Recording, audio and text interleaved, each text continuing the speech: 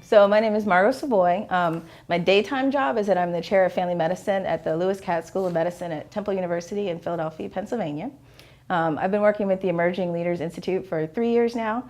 Initially I was a mentor, so I was doing more of the offsite work, and then this year is my first year getting to come and do faculty work directly with the students.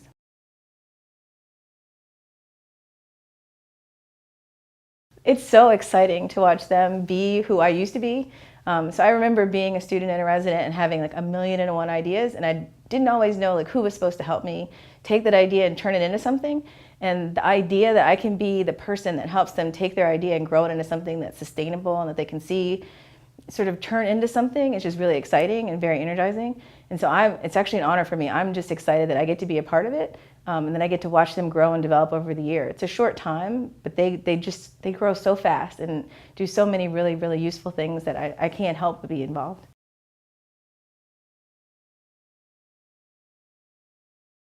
The main thing that it does is that it helps them self-identify as a leader. So one of the things that I notice with students and residents is that they don't always see their own leadership potential, that we look at them and we clearly identify them as leaders and we see the work they're doing as being leadership.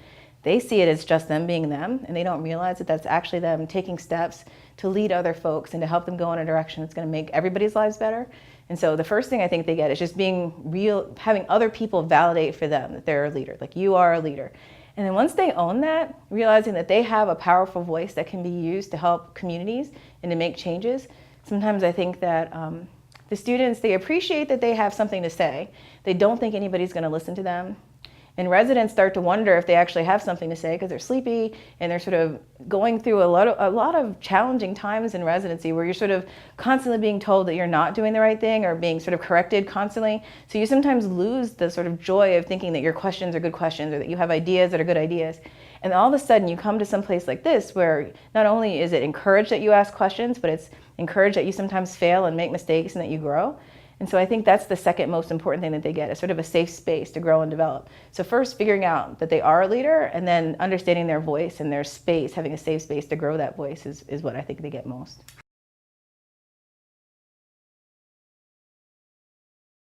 When I look around, I just see the future people who are going to be on that wall upstairs in the boardroom as presidents of the academy. So that I think that you can't ever grow an organization by being stagnant with who you already have as your leaders. You have to always be looking back to see who you can bring forward.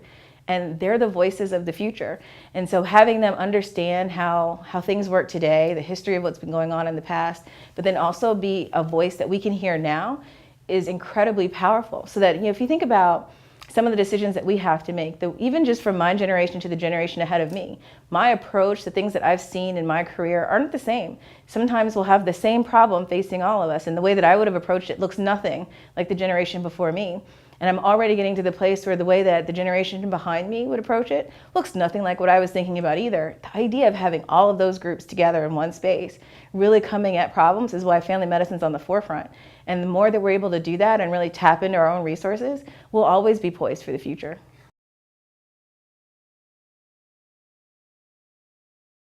You can't not get involved and support the ELI if you're a family physician. Just the fact that you exist, that you're here and you're doing your work, makes you a leader too. And so when I think about, even thinking about trying to not support it, just the fact that if the student calls you on the phone and asks you a question, is you supporting them because you validated the fact that you asking them and then responding was part of a conversation and that family docs are interested in them. Sometimes I think people think when we talk about support, we mean money. And not everybody has $1 million to sort of throw at a program. Not everybody has the luxury of being able to come out here for a weekend like I did to spend time with them. But everybody has a student around them somewhere who you can encourage to apply, who you can encourage to look at the projects that have happened, who can drop an email or send a note or just answer the phone call if they call and ask you a question. So your support doesn't have to be huge. It can literally just be trying to get somebody connected.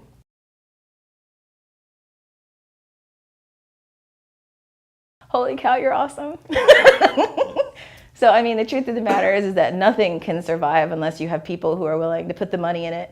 And sometimes putting your money where your mouth is the hardest thing to do because, I mean, truth of the matter is that physicians make money, but they're not all necessarily wealthy.